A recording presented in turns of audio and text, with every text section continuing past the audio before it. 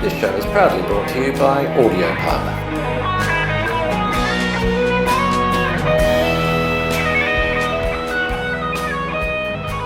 Thanks for joining me. I'm here today with Mr. Matt Dwyer. Hello, Matt. How you doing? I'm doing well. Thanks for coming along today. It's my pleasure.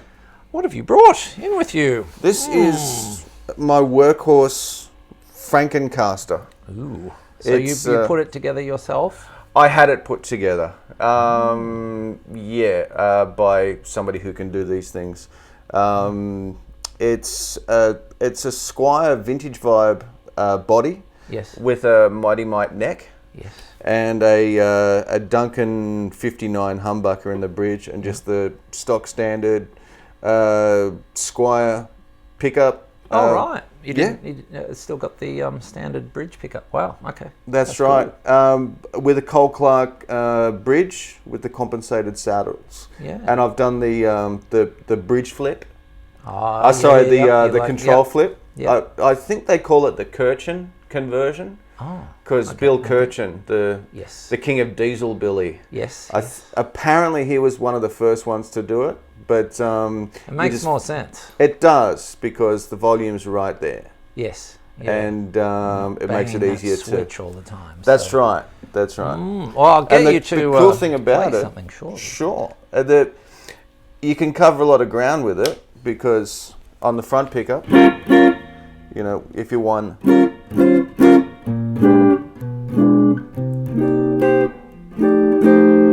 Then you're sort of in that sort of almost, if you take the tone right off, you're almost in jazz world. Yeah? That's right. Into playing those expensive chords. And cool. And then you just flip that, and then you're in Luther Perkins world. That's fantastic. Which is what I found out though. And this I really love, and a total accident. If you put both pickups on and wind the tone right back, you get this real. Oh. It's almost like an out of phase sort of. It's sound. like it sounds like those real sort of like records that you've heard with like Silvertone and Espinada. Yes, those old. Like it sounds like a Harmony H62 or something. Yeah, those real honky. Classic, yeah. Sounds like a lot of those old, almost the Motown recordings, or what was the Well, other the one? Motown's more of a. It's a lot brighter. Yeah. I think it was the Steve Cropper era.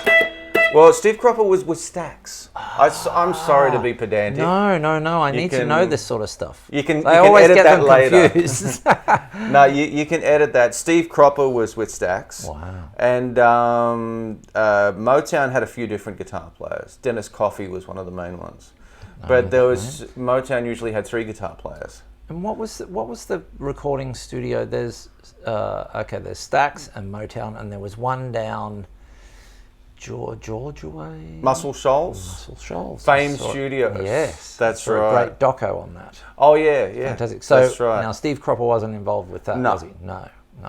No, I think that was Jimmy Johnson. I could be wrong. It's a bunch of white guys or something. That's right. The Swampers. Yes. The Swampers. I played on a lot of cool recordings. Yeah. It's they played on Wilson Pickett records and Aretha Franklin records and what have you. Pretty cool. Yeah. What's the doco called? I think it's just called Muscle Shoals. Yes. That's right. right. I watched it a while ago, but I get confused with that. It all blends into one. Now, if you've just tuned in and you're wondering who we all are, well, it's Panda and it's Matt Dwyer. Hello. Who originally comes from Sydney, but now lives in Melbourne. As of when did you come to Melbourne? 2001. 2001. Oh, a long time. Yeah. Many years ago. A 18 natural years. now. A local. Honorary Victorian, I think. Much like myself. Because you're from Queensland, right? I'm from Queensland. Well, I was born in Canada, but I grew up in Brisbane. I'm a Brisbane person. So I spent... I was 29 when I moved down here. There you go. Just a couple of years ago. I was 30. So there you go. Same age. Mm-hmm. Now, what were you doing in Sydney? Just to give our viewers a bit of a history, you were playing with the Bondi Cigars a little bit. Did you get a bit of a start? Well, the first real band, like professional touring gigging band I was in was a band called Beachhead Blues. Okay. And we broke up at the December '95. Okay. And then not much later, I got asked to join the Bondi Cigars, and I was with them for about a year. Okay.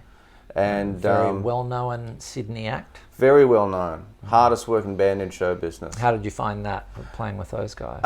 Good.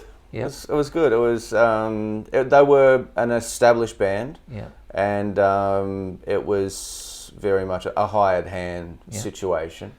Do you get nervous when you get a gig like that? Or you're like, oh, or you like, you know what? This is for me. Look, I don't mind. Yeah. I don't mind if somebody says, right, this is your gig and these are your parts. Yes. As long as it's clearly defined, then it's fine. Yeah. Because I've been a sideman for a lot of people. Yes. So I'm more than happy to do that. So you did a year with those guys? Yep. And where did you go? Did you form your own band? No. Then I joined a band a little while after that called the Louisville Sluggers. Yes. In the swing music revival of the late '90s. And that's right. We were the house band on a TV show. And, what show was that? It wasn't. Oh, I think I've read this. Was it Sam and the Fat Man? Yeah, that's right. Wow. That's right. Did you see it? I think I saw a little bit of it. You're the one. You're the guy that saw it. How many episodes? Was it like 5 or 6 episodes? Or did they do 10? Or it was originally slated to do, I think, 8. Right. But we did 7. Okay. Such was the astounding popularity of the show. I like Paul Vaughton because I grew up in Queensland. Right. He's a Brisbane boy. And that's right. He's a so I wanted to tune. Yeah. I tuned in and watched one episode, I think. But it was hard going. Well, I was kind of the musical director on that show. That's cool. And Fatty Vaughton is actually one of the nicest guys I ever met. Okay. Yeah. I've never met him. A very, very generous man. Right. Really, really kind. Always, stuck his head in the dressing room beforehand. That's said, cool. you guys are sounding great. That's nice. And how was Sam? A little bit different. A little different. Okay. Well, he's kind of how you expect him to be. Yeah. Whereas Paul Vaughton was very, very generous with his time, it must be said. I remember because we did half the series in Sydney and half the series in Melbourne. Okay. Because Sam lives in Melbourne, Paul was living in Sydney. Yes. So it was like, they catered to both of them. Yeah. And it's as soon as the show was over, Sam was off, and gone. Whereas Fatty would sit around and say, if anybody wants to come say hi, get a picture, get an autograph, and he would sit at the desk and shake everybody's hand and talk to until the very last person was gone. Wow, that's very cool. It was very cool. It lasted longer than Rove's show, which lasted a grand total of 2 episodes just recently. But now after that, and we did more shows than Let Loose Live as well. Oh, and Ben Elton had a TV show as well, and that I think that went for like 3 episodes. Yeah, right. I do vaguely remember that. Yes, a lot of people vaguely remember. Got the can too. So we, we did 7, but it's showbiz. This is episode 105 for this show at the moment. There you go. So you've done more episodes than a lot of people. Yeah, we're beating Sam and the Fat Man. Ben Elton, Rove. That's a dubious honour. I always wanted to beat Rove at something. And when you think about it, there was only ever 12 episodes of Fawlty Towers. That is true. Yeah. One of the great shows. Yeah. Most people don't know that, but that is one of the... they know it's a great show, but they don't realise it's only 12 episodes. It seemed more. That's because there was like there was so many laughs jammed into every episode. Do you remember watching that? Like, we're about the same age. So do you remember watching that with your family? Oh, yeah. When you were younger? Yeah, I do as well. When it was on the ABC. Yes, that's right. Yeah, it was like, it was on a Monday night or something, and it was something like that. Before we had video recorders. Yeah. And so if you missed it, pre-VHS. That's right. You can edit all of this out later. No, it's worth it. I love talking about this. Now, you were in the Louisville Sluggers. I was with them for about 18 months. Yes. That was really cool. It was band with I'd never played in a band with a horn section before that. Yeah. And lots of power. And we did a lot of touring. We did 2 tours with a band from Los Angeles called Royal Crown Revue. A great band, really, really good band. And they were kind of all the, they called it neo swing. Okay. Well, they didn't, Royal Crown Revue didn't call it that. That was just a tag that the media used. It was the swing revival when Brian Setzer had his orchestra. Yeah. He still does. Yeah. Well, I remember when I first moved down here and I had a so-called normal job, and I worked with this girl who was dancing in Swing Patrol. Oh, yeah. I don't know if you had anything to do with those guys, but that was the first, that would have been 99, 2000. About that, yeah. And it was the first experience back into that style of music I'd had for years. So I thought, okay, it's very popular. But so, and that was really cool. That was my first, exposure to, jump blues and swing. And they were, every member of Royal Crown Revue were just great musicians. Yes. Really, really good musicians. And I learned a hell of a lot from them. And the guitar player the original guitar player in the band at the time was James Acor. Okay. And he was really cool. We used to hang out backstage and we used to play tunes together, and he showed me a lot of chords. That's cool. Yeah, he was great. Yeah. Oh. And that's kind of what got me started on the road to playing jump blues and swing. You mentioned jump blues, Matthew. Vaguely. Can you explain to me what it is? What is jump blues? Well, kind of like it says on the tin, it's blues that makes you want to jump up and down. Okay. So it's blues that you can dance to. Okay. Yeah, it's not. I mean, blues is such a broad church. Yeah. I mean, I love Son House. I love Charlie Patton.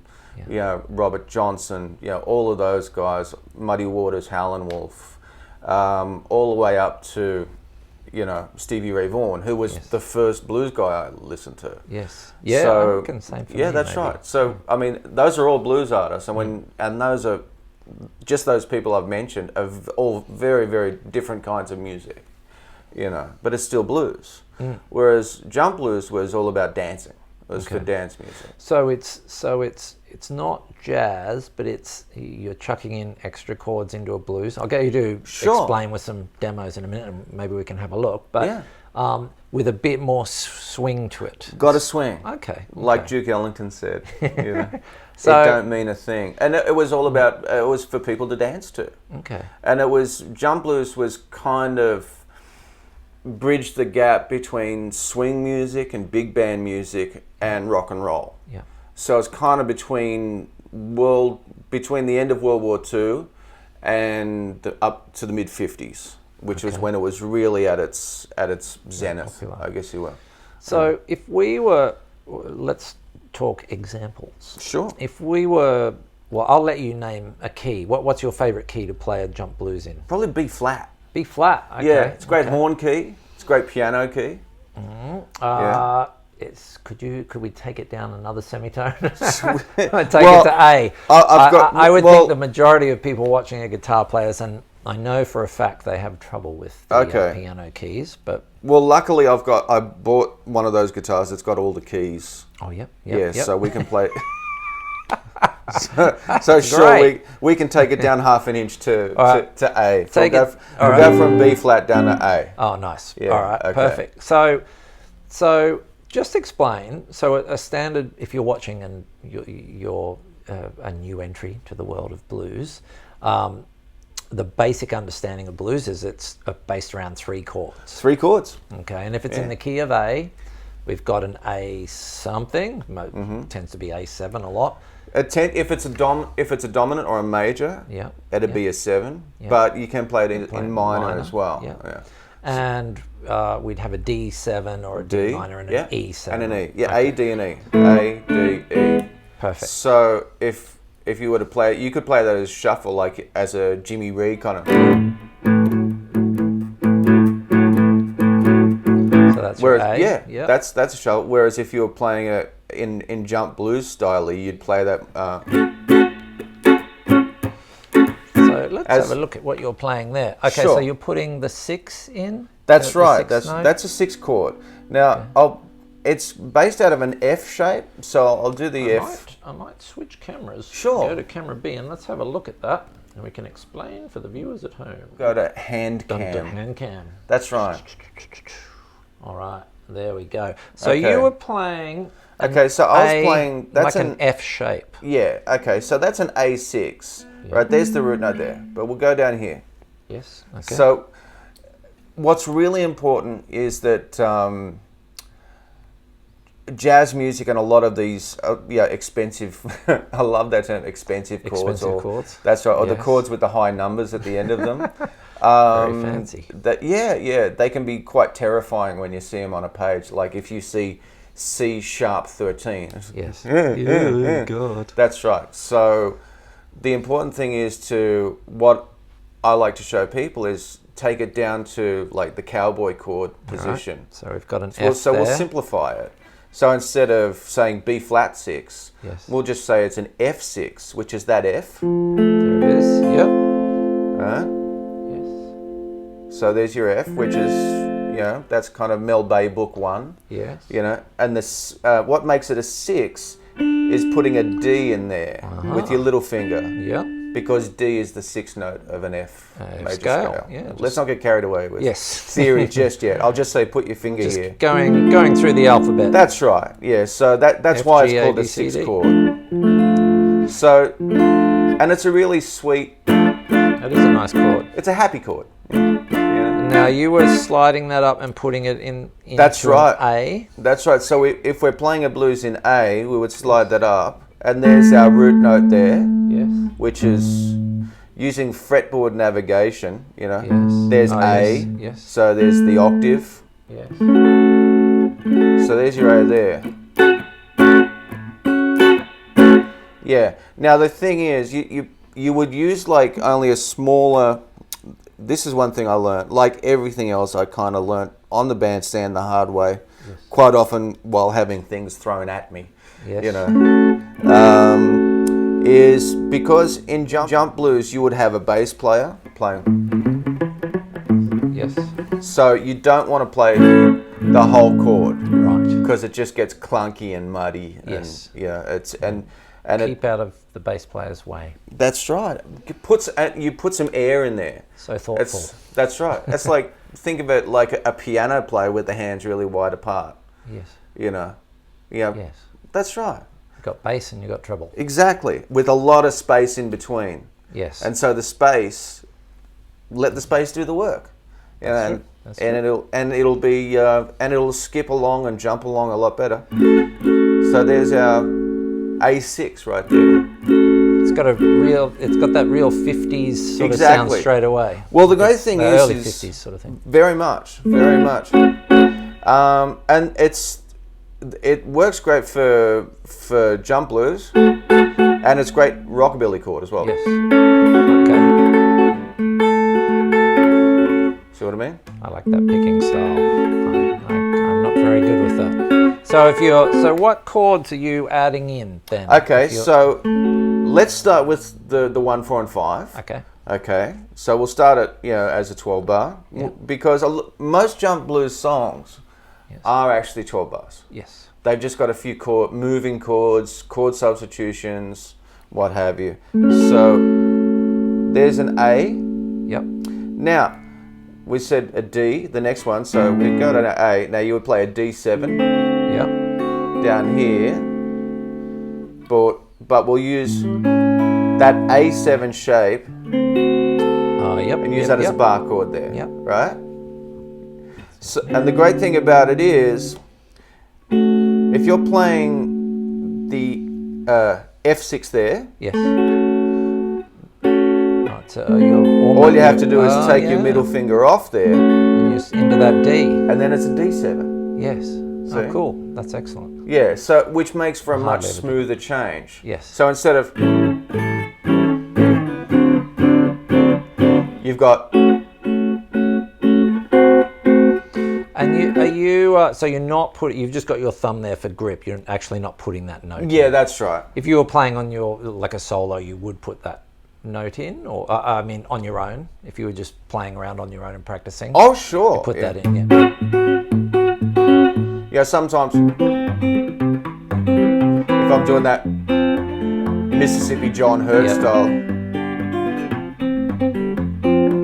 I do use the thumb, but I'm just using that thumb as a mute. On. So, oh, yep. You know, cool. and using it as a mute, so you can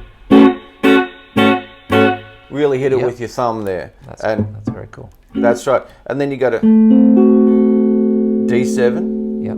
Right. Back to the A6. Right. Now, with a regular blues, the turnaround would be an E7. Right? Yes. Yep. So D7. Yeah. Back to the A7. Yep. Now, in jazz music, there's a thing called a 2-5-1. Yep. Right. Now, and that's a whole different ball game. Yes. But the turnaround on a jump blues, quite often, which will give it a much jazzier sound, is a 2-5 turnaround. So you would play in the key of A, the 2 is B. Yep. So, and you'd play that as a minor. B minor. So, yep. Okay. There's a B minor 7. Yep. Right. To an E9. Yep.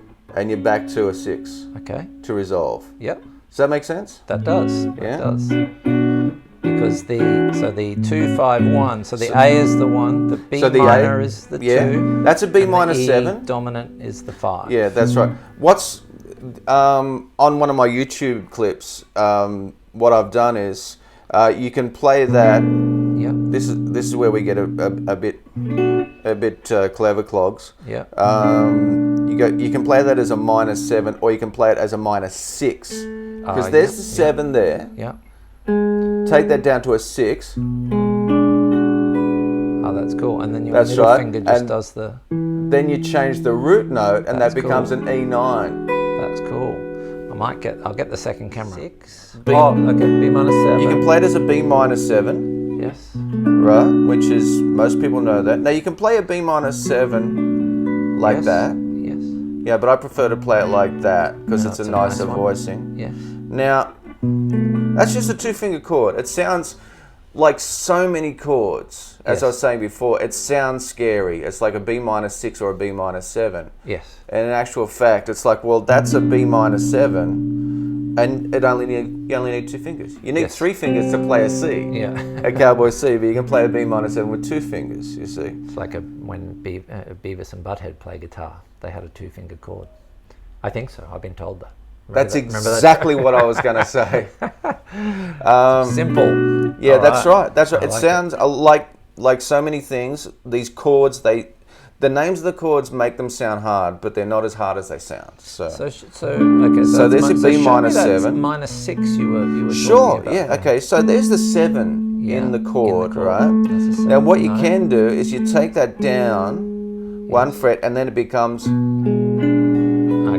that's a nice. B minor 6, which is really nice. And then if you want to get real fancy, you can put your little finger 2 frets up on the high E string. So is and that then it's a B minor 6 add 9. Ooh, that is fancy. I like it. Yeah, it's très exotique. But the cool thing is, as a passing chord, you could play it like that. And then you've got your 5 chord in the 12 bar, which is an E9. So all you got to do to go from that B minor 6 to an E9 is just move your middle finger. Change the root note. Change the chord. Cool. That's very cool. That's could you put all that together now? Just sure. I'll just go through it like a medium tempo. Yeah.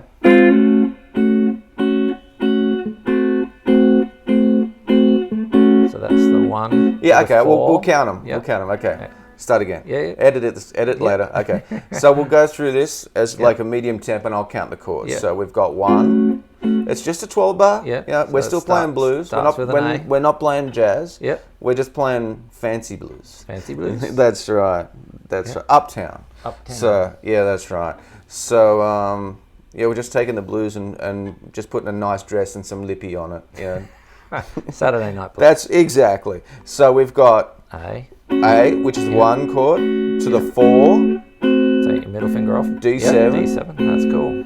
back to the 1, which is the A6, Yeah. to the 4 chord, Yeah. which is D7, Yeah.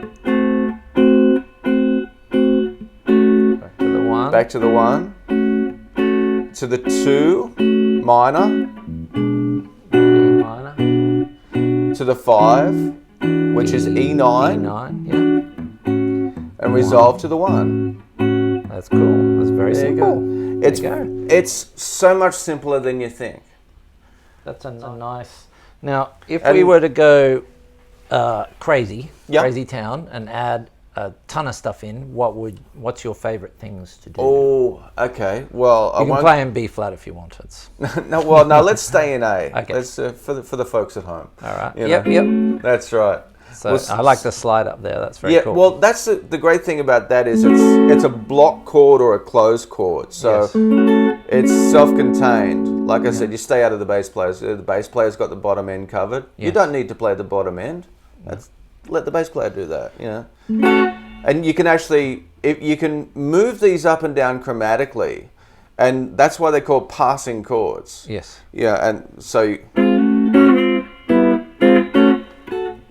Oh, that's cool. So you can still do that in the spot of the 1. Absolutely. Right. Absolutely. Because you're the bass player's going. So That's very cool. yeah, well, it's kind of voicing like a horn section in a big band. Yep. You know, if you can imagine the saxes and trumpets saying da da da da da da da da da da da. Yeah. That's very cool. So Or just going down in semitones or just one chromatically. fret. That's very cool. That's right. Or you could just go at Oh, you're going Yeah, up. Okay, exactly. that's very cool. yeah, and I you're like not that too. changing keys or anything like that. Yeah. And now, what would you do when you switch to the 4? Okay, so you want me to get fancy? I'll get. Let's go fancy. You want fancy? I'll give you a bloody fancy. Okay, so what I go to the 4 chord Yeah. and then play like a sharp 4 or flat 5 diminished, Okay. which is so that's like a D sharp diminished. yeah, so it's a D sharp diminished, Yeah. right? Yeah. So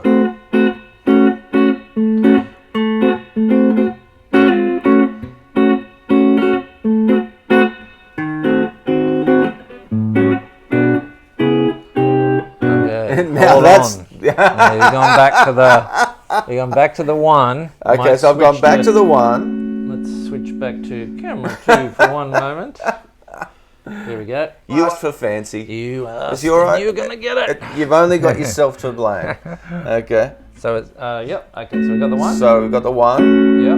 Now, what we can do there is a lot of people know this from everybody of my generation, and I guess the one before it knew the Allman Brothers version of Stormy Monday, Yes. I right? love that. I love So, that track. and that's got the chord, those moving chords where.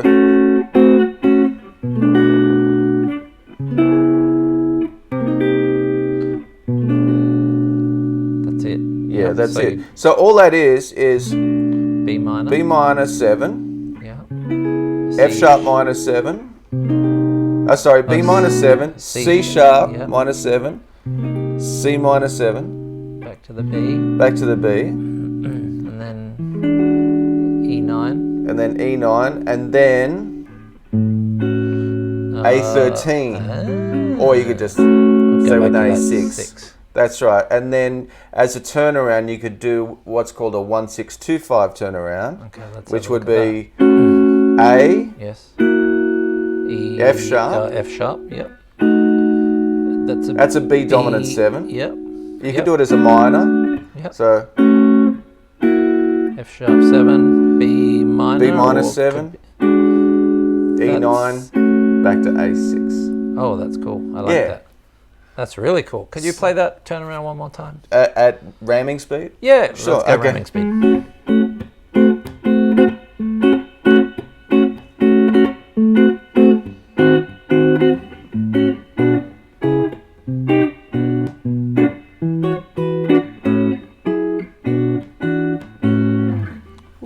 There you go. I like that a lot. So wasn't that jazzy? It's kind of cool. It's not that hard. No. It just sounds hard. And I was the worst offender. It's like as soon as I saw a 13th or a 7 sharp 9 or a 7 flat 9 or something like that, I was like, yeah, you know. And so for people who are just starting out, and if they wanted to solo over that, you can still play your blues scale. Absolutely. Fit over those changes. Sure. Okay, well, that's really cool. If you were playing a solo to do with that, would you follow the chord changes, or you stick to that blues sort of format, or? You can do both. Yeah, you can do both. Like, that's just the major pentatonic. Yep. Now, B.B. King, everybody knows the B.B. King lick of...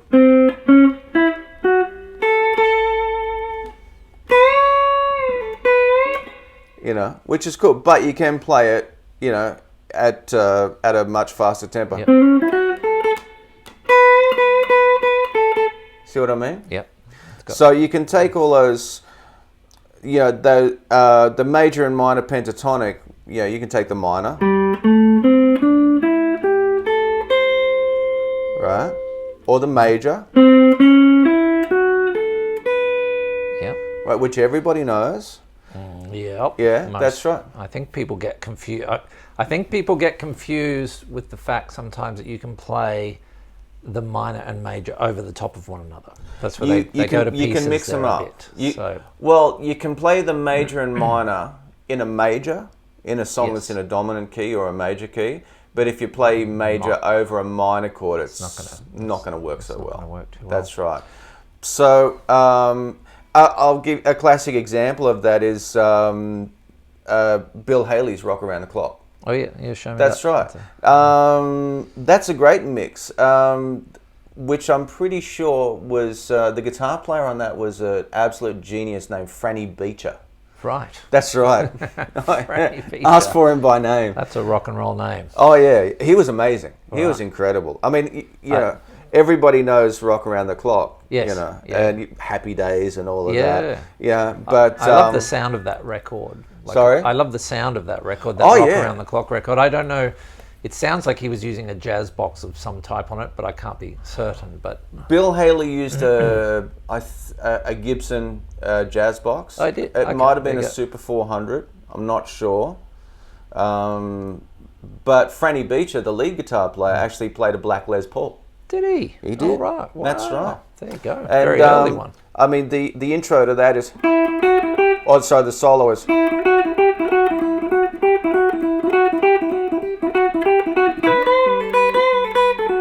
See what I mean? That's great. So you can mix it up, and then... So that's got the... That's the minor pentatonic with the two...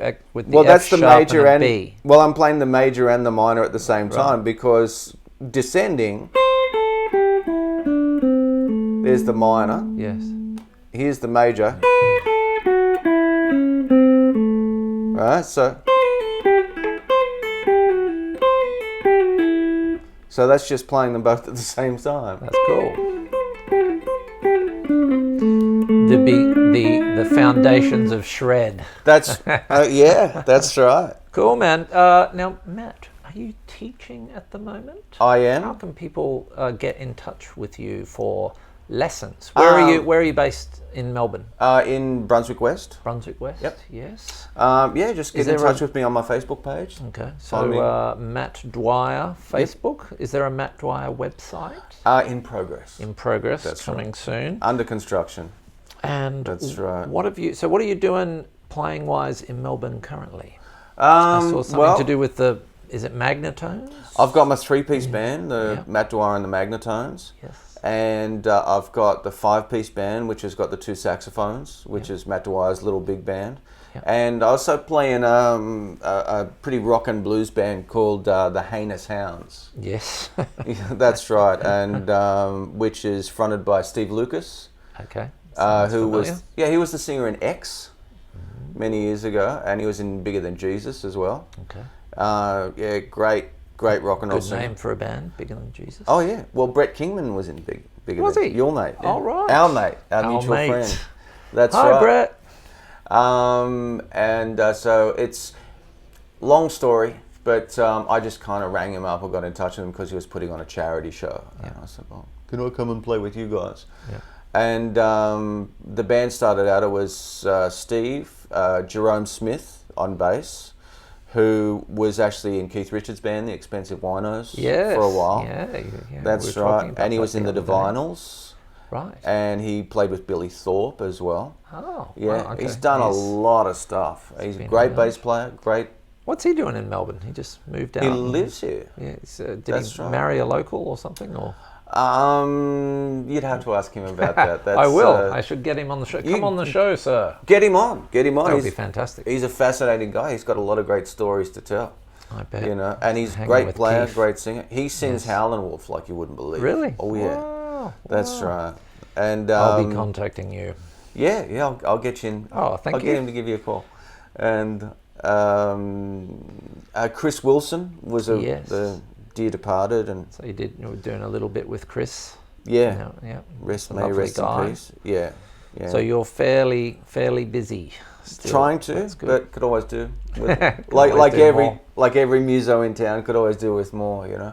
And he was the original harp player in the band, and Dave Hogan is the harp. He sings and plays harp. He's great, and Ash Davies on drums. Okay, that's right. Shout out to the gentleman. Now, if you're on the 15th at the Esplanade. Oh, okay. I'll tell us about that. That's right. 15th this month. That's right. And what day is that? Is that a Sunday? It's a Sunday. Ooh. Sunday. So that's in a week and a half's time. I'm playing this Sunday at Tolarno's. Yep. If this gets out in time. You told me that before. I'm like, the pizza place? No, that's Topolino's, you idiot. That's right. Yes, across the road. I remember. That's right. I'll be playing with my band, the Magnetones. Okay. This Sunday. Fantastic. From 5 till 8, and it's a 3-set gig. So I'm actually doing a solo acoustic set. Yes. Beforehand, I do a lot of old, late pre-war country and Delta blues. Okay. Yeah, that's cool, right. Man. That's cool. And so I do an acoustic set and then do 2 sets with the band. If you're watching from interstate, that is in the suburb of St Kilda. That's right. So if you're holidaying, go see Matt. So and this Tolarno's Sunday is at Tolarno's, on Fitzroy Street. Used to be owned by Ian Hewitson. My mate Huey, yeah. Hello, Ian. Ian We've and met Ruth. Before. Howdy. Many years ago. That's right. Well, he had a diner around the corner here. He That's did. right. Yeah, we used to play there on Sundays. Oh, right. Oh, yeah. I remember. I think I saw you playing there because I used to shop at the markets. Yeah. So, and then the Sunday after, is that correct? The Sunday after you'll be at the Espy. That's right. So this Sunday with the Magnetones and at Tolarno's. Yep. Which is, if you don't know where that is, I'm pretty sure that's right next door to the Gatwick. The Gatwick, yes. Yeah, which used to be a pretty dodgy hotel. It's all swanky now. Well, it was on that TV show, The Block. It was. Not that we should advertise other channels. You can edit that out if you want. Well, my buddy works on that show, so okay. We love The Block. Cool, man. Well, do yourselves a favour, as another famous Melburnian, another famous one, I used to say, go check out Matt Dwyer and the Magnetones. Just look for Matt Dwyer. If you're watching on Facebook, this is basically a wrap. But if you come over to YouTube, I think we're going to tack on a little bit extra. Matt's going to play along and show some licks from I think we're going to play over Chitlins Con Carne or something. Sure, we can do that. And actually, that's a really good one to. That's pretty much where I started. Okay. Going from blues into jazz. So because through the pathway of Kenny Burrell. Well, I heard Stevie Ray Vaughan's version. Yes. Because that was on The Sky Is Crying. Right. Which was a posthumous release of various stuff that he'd recorded but never released. Yes. And I heard Chitlins Con Carne. I was like, man, that's really cool. And it's groovy. It's a bossa nova, actually. Yeah. And but it's 3-chord jazz. Wow. And you can play nothing but minor pentatonic blues over it, and it sounds cool. But then I found one of the great records. As I always do, I look at the record cover, and then it had in parentheses after it, Chitlins Con Carne. I was like, K. Burrell. Yeah. I was like, who's that? So I found out it was Kenny Burrell, and so I went and bought the original record that it was on, it's called Midnight Blue. Yes. Which is a beautiful record. Yeah, it's on the Blue Note label. And I went crazy for Blue Note after I got that. Pretty much, Blue Note is one of those record labels. It's like Motown or Stax. Yes. Yeah, it's a guarantee of quality. You know, it's like if it's on that label, it's going to be good. Yeah, that's a great record. It's sad to see his wife launching a GoFundMe campaign recently. Yeah. Did you see that? Get some money for him. Apparently, it was there was identity theft or something like that, and something like that. I don't think he's been too good with his investments or something as well. I don't quite know, but anyway, they needed to raise some money for him. I think the only person that knows the whole story is Kenny and his lady. Kenny, if you're out there, give us a ring. That's right. Come on the show. A customary handshake, sir. Pleasure. Thank you for coming. My absolute pleasure. If you're watching, I'll write Matt's contact details in the description. And please subscribe to us if you're listening on iTunes and Spotify. Give us a 5-star review. I'm not asking much, just 5 stars would be good. 5 out of 5 is good. Panda and I say thank you. We're out of here. Thanks, folks. We'll be back this afternoon with Drink Beer, Play Guitar with Mr. Allen. Haven't told you about that yet, Matt. No. I'll explain it soon. Hang on. Drink beer, play guitar. That's just crazy enough to work.